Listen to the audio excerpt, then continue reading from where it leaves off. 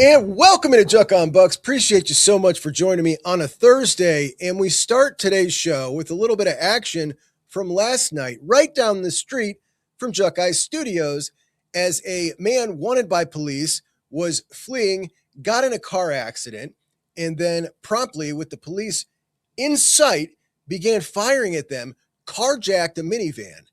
He drives the minivan right down here. I could throw a rock at where this happens. Take a look at this video from right down the street. He's coming right at us. Holy shit. Oh my God.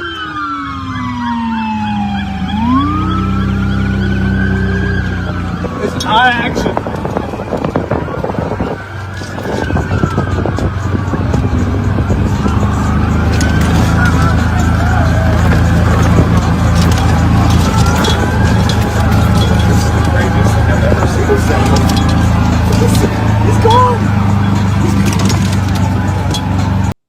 Our guy here chasing him in the golf cart, and that golf course, the green they just drove by, I could probably throw a golf ball at and hit from where we're sitting here. And he eventually goes on to flip the minivan on its top, gets out, flees on foot, and they promptly catch him. Nobody was hurt in the carjacking. The police weren't hurt when he fired upon them. Nobody's hurt, obviously, except for the victim of what he was fleeing from, and him for a lot of years, because he's in for it, buddy. But it was just like, man, my wife was on the deck, and she's like, "Come here. I've never heard so many police sirens." It was crazy. Anyway, back to our regularly scheduled Juck on Bucks, as today we get back into our 10 questions. We've gone over 3 questions so far. 3 questions. They've all been on the offensive side of the ball. We started off with Julian saying, is he a national championship caliber quarterback? Does he have it in him? I think absolutely yes. One hell of a first year starting year for him. And I am so excited to see Julian this year. Now, it didn't end on a high note, but guy got himself to New York. And this year, I think we're going to see a lot of changes. I think he's going to be much more comfortable working over the middle of the field. I think we're going to see more routes designed to get yards after catch, and that's going to help him a ton. I think Julian Sayin is a quarterback savant, and allowing him to change plays at the line of scrimmage is going to be a huge advantage for Ohio State. Then we got the X factor.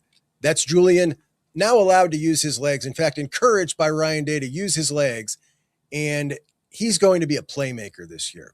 Julian Sayin last year was a routine play, routinely. Ryan Day, structured, this is how we do it, routine play, routinely quarterback, and things are changing. And I think Julian Sayin is the perfect quarterback. Maybe not the perfect quarterback. There might have been some others who were better, but I think he is a guy who can be a playmaker. I think he's got it in him. I think it's how he played in high school. I know it's how he played in high school. I think he's comfortable playing that way. When things are breaking down, go make a play. I think he can do it. And I'm really excited to see it. I also think, and I've seen it with my own eyes, he's more comfortable as a leader with this team. He's more comfortable stepping into that role, where last year it was almost like, yeah, come on, man. You can't force somebody to be that guy. If it's not in them and they're not comfortable, it just comes off like, yeah, let's get somebody else to do this. But he is comfortable in that role. It's his team. And you look back at last year, how much better, what percentage better did Julian Sayin need to be to just dominate, to be able to take over any game he was playing in? Like, it wasn't much. 10% better? If that guy is 10% better, nobody is beating Ohio State. That offense is going to score at will on anybody.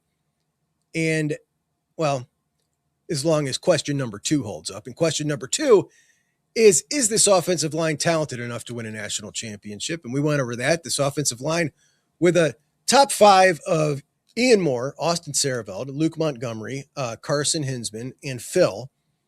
Will the offensive line, more importantly, be coached better, I think, coached well enough to win a national championship? And the answer for me, I believe, is yes.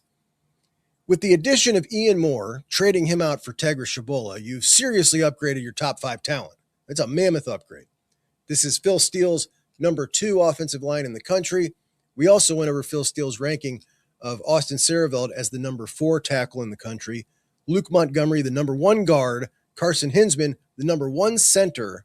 That's pretty wild to have 3 dudes that highly ranked. Then you got Ian Moore as the 21st tackle in the country, Phil as the number 24 tackle in the country. Not a talent issue. It never has been. It was an elite movement issue, according to Tyler Bowen. And I say that as a joke because that's what he said. Elite movement was the issue. And it was. It was an issue with Tyler Bowen, Marcus Johnson, Charlie Dickey coaching that offensive line. And Tegra had a little bit to do with it as well.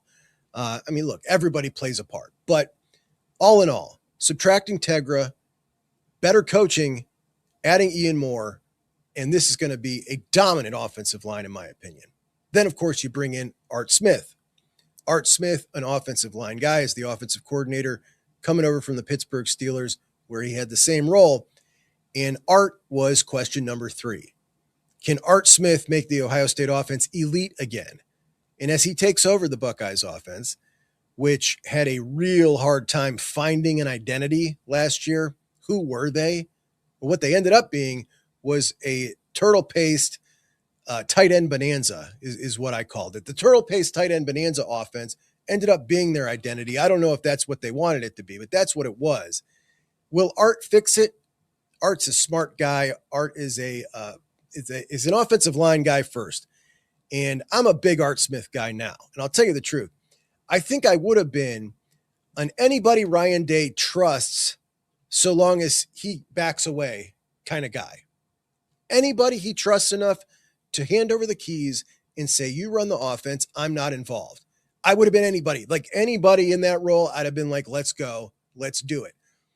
I didn't love that bringing in Art Smith kind of cements the fact that, yeah, this offensive philosophy is changing for good. Like there's not going to be any flip-flopping back to, we just tried this out for a couple years. Now we're going back to Ryan Day high flying. That's gone. This is what it's going to be. But if this is what it's going to be, let's do it great. I think Art Smith can help Ohio State get there.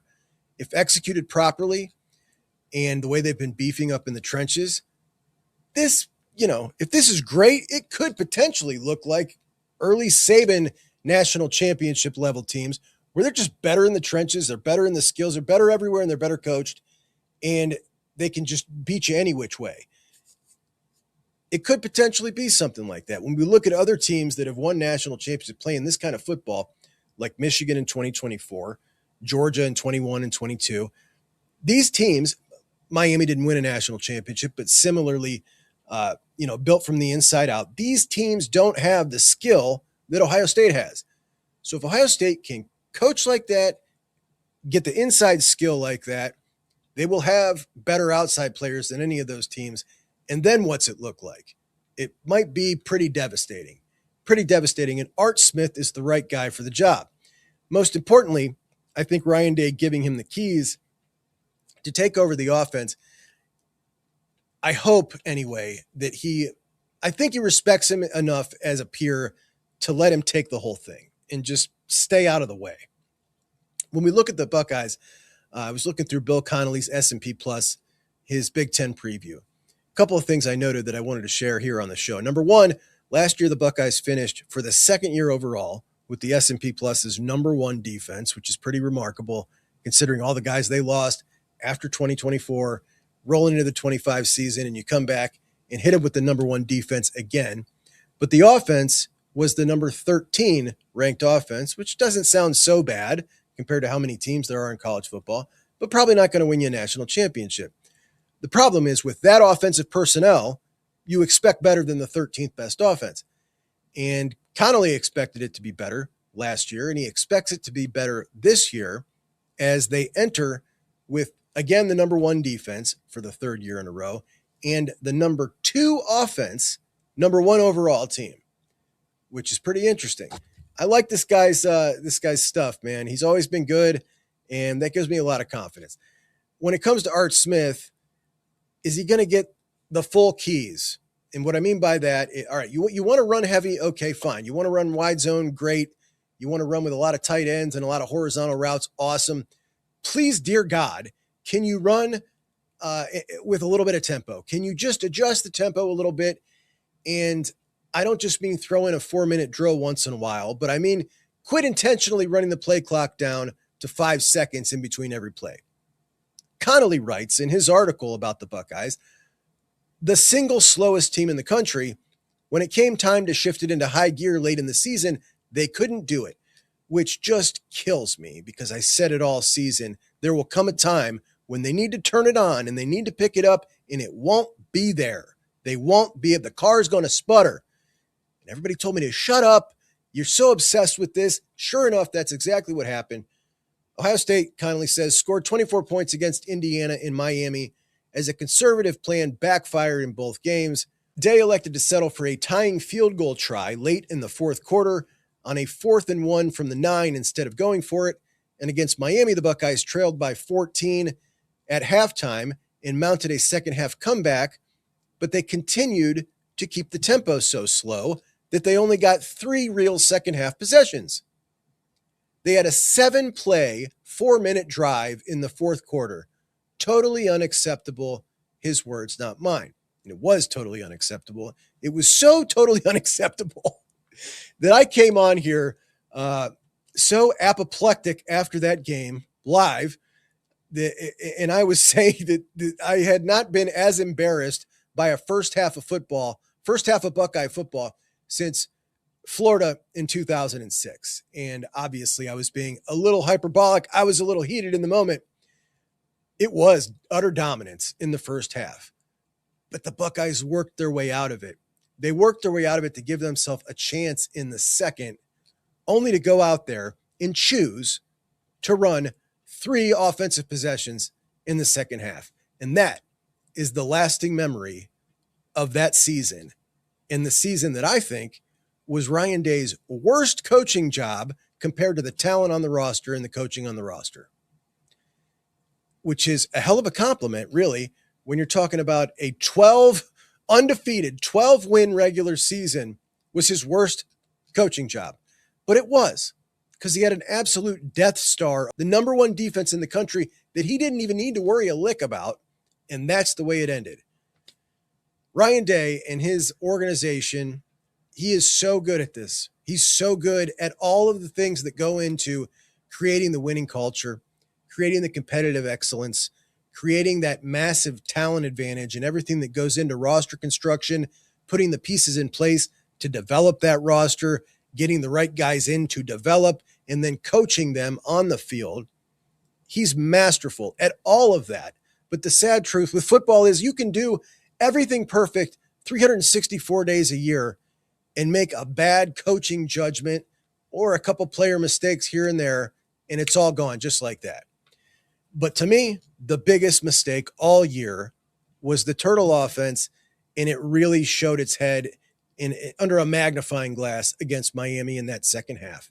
And that is what I hope really changes when we get to Art Smith, that Art Smith gets total control. And I feel like Ryan Day respects him as a coach so much. And that gives me confidence that he'll be able to handle this and run the tempo as he sees fit. And he's excited to do that. I've listened to him talk his whole offensive philosophy for an hour and a half. And he very excitedly says, and I've got this in up tempo, talking about different packages. And I got this in up tempo. He'll do it.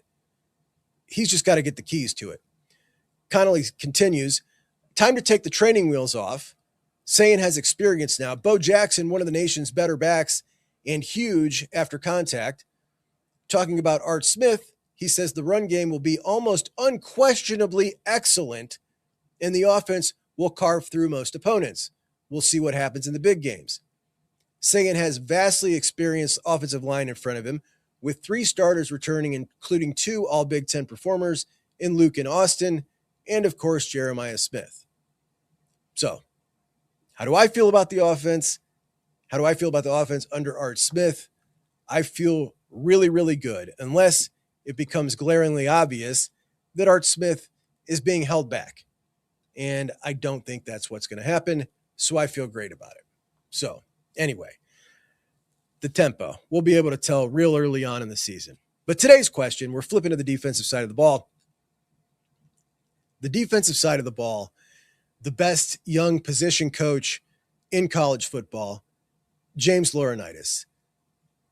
How far will the linebacker room drop off from the one we just saw to this current crew?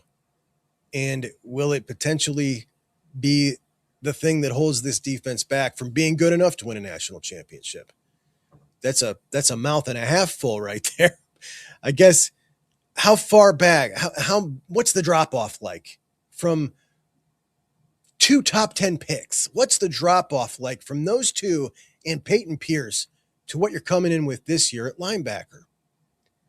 And then the follow-up is always, how much is that going to affect you as a defense? James Laurinaitis is without a doubt the best young linebacker coach, the best young recruiter in all of college football. Heading into the 2024 season, I had just started the show, and I was sitting with my brother having lunch with James Laurinaitis, and it was a donor perk, right? So I'm sitting here, and because I'm a fan, I'm not like a media guy, right? He was an open book, and he was answering every question I threw at him, which I didn't, I wasn't going to come on here and repeat all that because he didn't know he was talking to somebody who was going to come repeat it. But at that point, Arvell Reese had not yet really popped in big to the 2024 plans, but we had just found out that Sonny Styles was officially moving from safety to linebacker. And James Laurinaitis told us if he's not a first-round pick by the end of this year, he was talking 2024, then I have failed. That's how excited he was. Because after years of mediocrity, remember, he had just come off of coaching. I don't want to say mediocrity. That's not fair. Mediocrity by Ohio State's elite standards, I suppose. Tommy Eichenberg and Steel Chambers they had 600 snaps apiece in 2023. Cody Simon at about 300. And Eichenberg, NFL dude, right? But a somewhat limited player. Steel Chambers, a great Buckeye, but a somewhat limited player compared to some elite linebackers we've seen. Cody Simon, of course, should have played more that year in 2023, and James admitted that. But Cody Simon obviously is going to be starting in 2024, and now it's going to be Sonny. And Sonny Styles, who is just sitting there in the safety room, James Laurinaitis looking around, and this guy ends up getting in his room the first year he takes over as the full-time linebacker coach, Sonny Styles and Arvell Reese. And it's just the most amazing stroke of luck to happen. He didn't recruit these guys. He just got them, and boom, there they are. He's got these two amazing, humongous athletes, and that is almost unfair to give those two guys to James Laurinaitis. And what we saw was just a thing of beauty, man, an absolute thing of beauty. I mean, he had to be just chuckling to himself at times, right? Like, this is just too easy for me. And James Laurinaitis is just fantastic, been fantastic on the recruiting trail. And we're looking to see that pay dividends this year as one of the first recruitments he was in on at Ohio State, a guy that he clearly loves, that you can see the glint in his eye when he talks about Peyton Pierce is just different. It's just different, man. Peyton Pierce was out of Lovejoy High School in whatever the hell town, Texas, and they wore Buckeye uniforms. Peyton wore Buckeye uniform in high school. And I love high schools that wear Buckeye uniforms. So Peyton was officially like Jim Knowles' recruit, but Laurinaitis is the one who got him. And he comes in, Laurinaitis falls in love with him. Plays 300 snaps last year. How good was he? He's going to be the dude this year. That's for sure. A lot of people think that Peyton Pierce was maybe a little bit slower, maybe not quite as athletic as they were hoping for, and didn't really impress them. I heard that a lot in the offseason. And I think that so much of that has to do with just getting done watching Sonny execute that position and then looking at Peyton. It's just not fair. It's not fair to anybody. Who is that fair to, right? I'm trying to look at Sonny and Christian Allegro and whoever's playing this year and measure them up, not to Arvell and Sonny, as much as I'm trying to look at them and measure them up to what the average Ohio State linebacker room would look like. And if we're going back like the past 10 years, got a chance to be one of the better ones. It really does. Of course, in the offseason, the Buckeyes go bring in Christian Allegro. Christian Allegro out of Wisconsin at 6'4", 240, a guy who the Buckeyes went and played up at Wisconsin, and James Laurinaitis noticed him on the other side of the field because he's a linebacker coach. Of course, he's looking at the other linebacker coach and his guys, and there's Allegro, and he remembers seeing him and saying, man, that's a big dude. And he is a big dude. And we've seen James on the recruiting trail since having Arvell and having Sonny. He's been going after a couple of bigger guys. A Prince Goldsby, a taller, longer guy. Braxton Rember, taller, longer guy. Not like that in class number 1, where he brought in Eli Lee. And then his big dogs, Riley Pettijohn, the number 2 linebacker in the country. TJ Alford, at the time that James locked him down, he was about a top 10 linebacker in the country, ended up falling for some reason. I don't know why, but TJ was one of the, top 3 guys he had his eye on. And he got 2 of the top 3 that he had his eye on. Got TJ, got Riley. KVA went to Notre Dame. That was his top 3. He got 2 of them. There you go. That's as good as it gets, man. As good as it gets. And we saw those 2 last year as the snaps were 600 for Sonny, 600 for Arvell, 300 for Peyton. We saw about 75 out of Riley Pettijohn, about 75 out of TJ Alford, somewhere 50 to 70 between the 2 of those guys. And that's all they had. And now they're coming in this year expected to play a really big role. When we look at Allegro and we look at Peyton Pierce, it certainly looks like those 2 guys are going to be the 2 main guys. Allegro in 2024 playing 12 games in Wisconsin, 380 snaps, 54 solo tackles, 17 assists, 3 hurries, sucked in coverage. Targeted 24 times, gave up 20 receptions. Average of about 10 yards per reception. Also missed 9 tackles. That's not great either.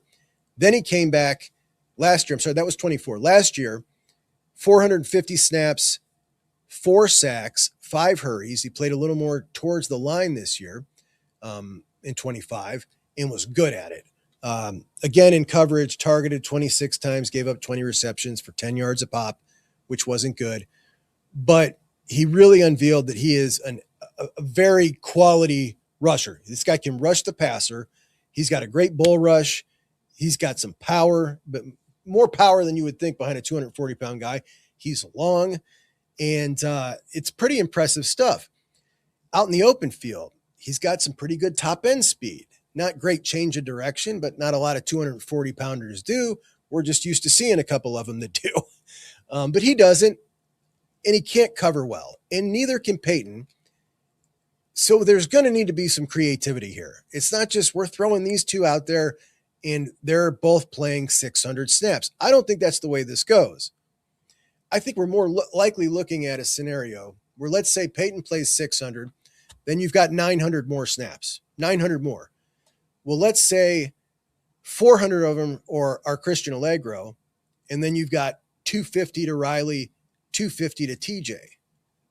Maybe a scenario like that is a little something more of what we see. Maybe we see a whole lot more 3 linebackers on the field together. The way Riley Pettijohn and TJ Alford get used is kind of a mystery right now. We just don't know. We don't really know how they're going to operate anything right now, to be quite honest. But I would say, like, there's a lot of talk about, is it TJ? Is it Riley? Like, who's that number 3 guy if Allegro's number 2? Who's the better one? Who's the one that's further along? And people are kind of like staking their flag in one or the other.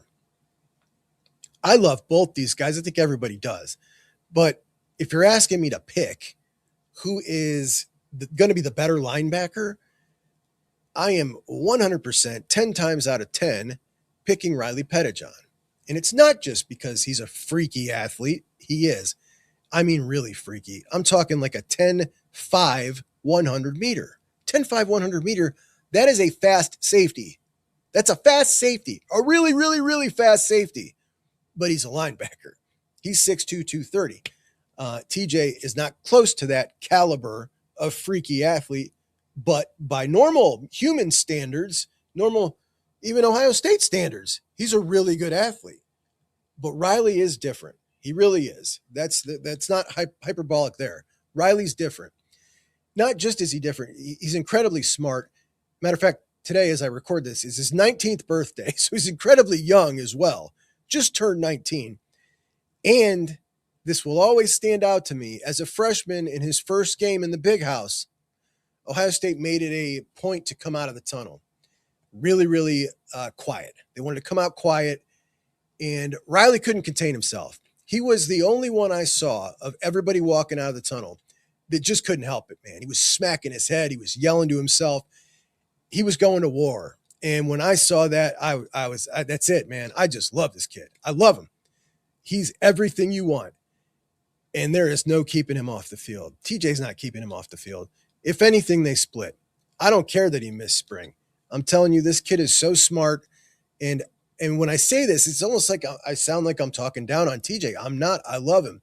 But there's been a lot of push here recently in my comments and in things I'm reading. Like, it's almost become like the hip thing to say, oh, well, don't doubt TJ Alford. Man, nobody's doubting TJ. TJ's going to be really good. But it's almost like this pushback because Riley was that guy that everybody was talking about. And people were ignoring TJ, like really most of his freshman year. We weren't here, and we won't going forward. We love TJ here. TJ's a JUCKEYE. TJ's been on the show with me. But Riley is the guy that I am more excited for to make a bigger splash. But we have more options, and that's the crazy thing. We just don't know what this is going to be. You also got Eli Lee, who you guys would have called me crazy if I'd even brought him up in this discussion until we saw that spring game. That looked legit, man. He's making legit progress. Will he potentially get any run in this? And Garrett Stover, in his third year, an Iron Buckeye that everybody loves. A great leader, quiet leader, but a great leader. One of the fastest guys on the team. Legitimately, Riley Pettijohn and Garrett Stover as a duo is the fastest two linebackers in college football on one team. For sure. It's the fastest two-pack of linebackers in college football. Those dudes are ridiculous. Garrett Stover, with the miles per hour, he was the number 3 on the team last year in miles per hour. It was Jeremiah, then it was, who the hell was second? It was somebody who doesn't play much. And then it was Garrett Stover, also someone who doesn't play much, but ridiculous that it's a linebacker. And now Stove is up over 225. So now he's got the size too. He looks about the same. At the camp 2 weeks ago, they were all together. Matter of fact, I took a picture. I'll pull a picture up. You had Sincere and TJ were standing together. Sincere and Braxton Rembert were standing together, and then Riley and TJ were standing together.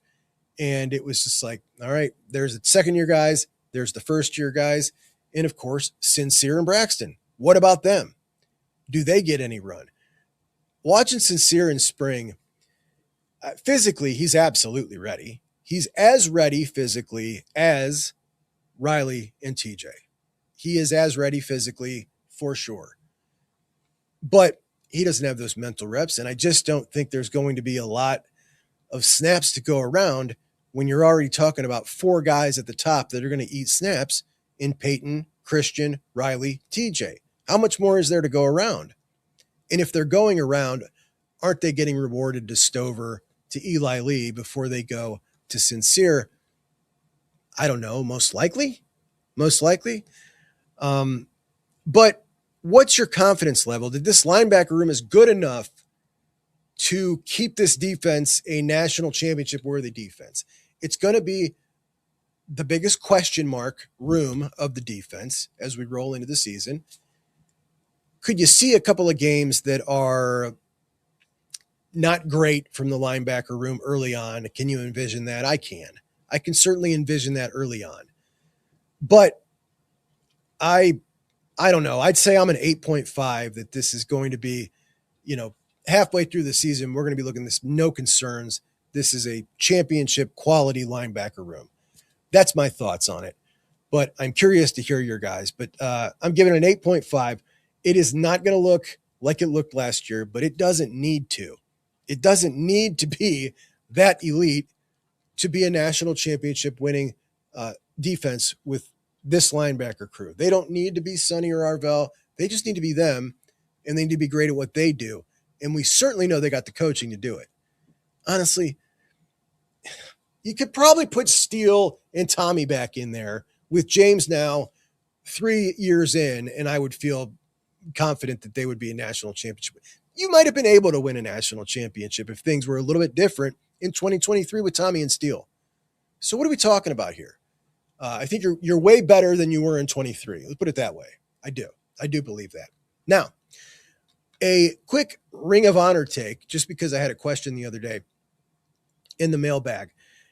And this was, I thought, kind of interesting as we talk about the Ring of Honor with Jim Tressel getting up in the Ring of Honor as he joins Woody, 5-time national championship winning coach, Paul Brown, first national championship, also an Ohio high school national championship, and an NFL championship with the Browns, and founded both of Ohio's professional teams, and the godfather of professional football as we know it.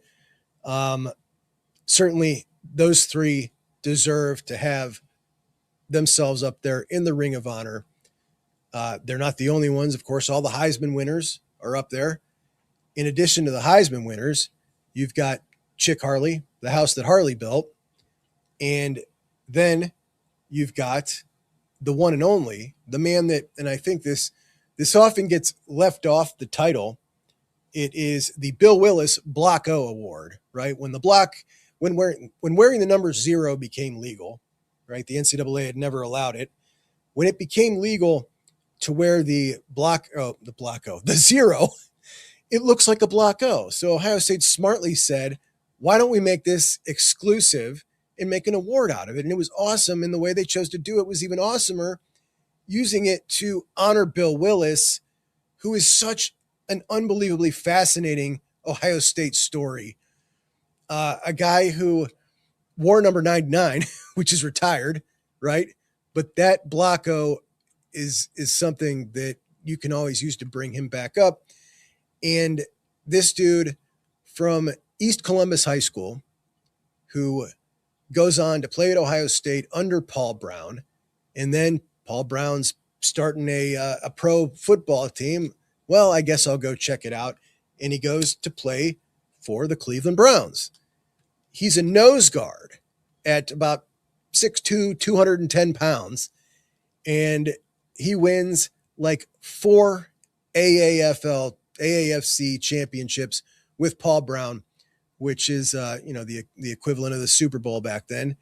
And that is amazing. But even more amazing, he made his debut for the Cleveland Browns in the AAFC 2 months, along with Kenton McKinley's Marion Motley. Marion Motley and Bill Willis together, the first 2 African-Americans to play professional football. And they did it 2 months before Jackie Robinson broke the color barrier for the Dodgers. But baseball was much bigger than football back then. And Jackie Robinson became what Jackie Robinson became. And nobody outside of Ohio remembers Bill Willis and Marion Motley. And some would say, well, that's because Jackie Robinson was a much bigger star. Marion Motley was a huge star. Marion Motley's a Hall of Famer. Marion Motley, 5.7 yards a carry, still the all-time record in pro football. An absolute animal at like a 240-pound back then. Imagine that. A 240-pounder. We're talking about a 213-pound nose guard in Bill Willis. It's crazy. So Bill Willis was the anchor of those programs. Bill Willis, that is a legacy worth securing. There's certainly a legacy worth the Block O Award honor and worthy of being in the Ring of Honor. But the reason I'm bringing this up is because when I was talking about the Jim Tressel being in the Ring of Honor conversation, the conversation came up about, what do you guys think about Urban and Ryan Day in the chat? And I thought that was interesting to me because immediately some people fired off with some opinions, and I was surprised.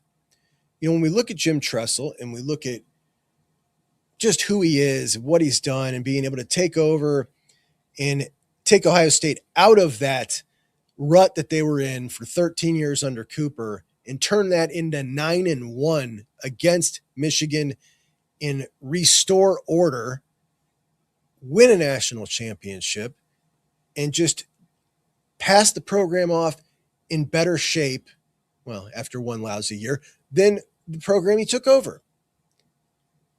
And then you look at Urban, who, as a younger guy, always wanted that job, had coached there as a younger guy, grew up in Ohio during the 10-year war,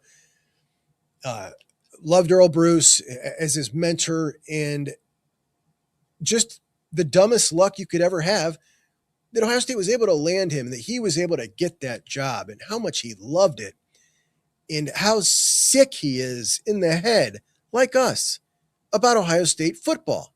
He's a nut job like us. He really is. He's an absolute psychopath about his love for Ohio State football and his feelings that Ohio State football is the best, needs to remain the best, and what needs to be done for that to happen. No matter what it is, he's going to do it. And when you add all that up with the 7-0, with the national championship, I don't care what anybody's personal feelings are. And I know that it's become, in more recent times, the further away he is from the job, people, their opinions have kind of evolved on him because, boy, when you look back at his era at Ohio State, like it already looks like 30 years old. I mean the way he was, it looks like such a dated way of coaching athletes because he was, he's mean. There was an era it was just the air was thick in the facility. That's the way he kept it. It's the way he wanted it. He wanted everybody on their toes. There was fear. It was, it's how it was. And it just feels like, man, that is like such a 1950s style, right? We don't expect that anymore. And that is how he coached. But guys love him. He loves Ohio State. He's a college football Hall of Famer. He absolutely belongs in the ring. Absolutely. Though I did see some people say they didn't agree. Also a guy who left the program in better shape than he found it and hand-selected the next guy who won another national championship. And that is where the story gets really interesting. What do you do with Ryan Day, who currently the all-time winning percentage in college football, which is amazing. No slip-ups like Urban had, like Tress had. Like his slip-ups are few and far between. But his record does not look like theirs when it comes to the game. And he'll have to stick around for a little while to make that substantially above 500. That is a necessity. He's got to be at least a couple of games above 500 to get up in that ring. He's got his national championship. And some could try to knock that and say, well, he's got his national championship. But what would Urban or Tress have done if they could play in a 12-team national championship era? And that's not really the way I look at it. I look at it as Ryan Day beat all the other head coaches in his era in that year for that 12-team national championship. That's the way I judge it. You play in your era, and that's really all you can do. What would Urban probably would have won several, I'd imagine. But it's just not. It's not an accurate way to judge guys. You have to judge them against what era they played in and their peers. And Ryan Day, better than all his peers that year. Urban Meyer only did that once. Tressel only did that once. Ryan Day has matched them as far as national championships go. Not in the game, certainly in the culture of the program. It is the best it's ever been. It's as good as Jim Tressel's culture. It really is. Maybe better. Better. It is. It is just better. It just is. It's been an amazing job. So you can be proud of the program on the field. You could certainly be proud of him off the field, like the entirety of his tenure. all the wins, so many wins, automatic wins, fun wins, great players, putting guys on the stage in New York, needs to win it. I wish it's been too long since there's been a Heisman winner. The only thing that I would say, like, maybe he should probably win another national championship is the fact that he's not like one of us. He's just not a guy that grew up liking college football at all, really. He's an NFL guy just because of where he's from. He's a Patriots fan, right? Like, this dude's not like growing up turning on the Boston College game on Saturday. It's not what he was doing. And that's really the only difference, is that he's not from Ohio and didn't grow up. Like, you can't, like, I can relate so much more to Ryan Day as a guy, but to Urban Meyer, like, the illness that I have when it comes to Ohio State football, like, that is a big part of my life and yours. And he is one of us. And I can relate to that. And Tressel's the same way. He just manifests in a more classy way.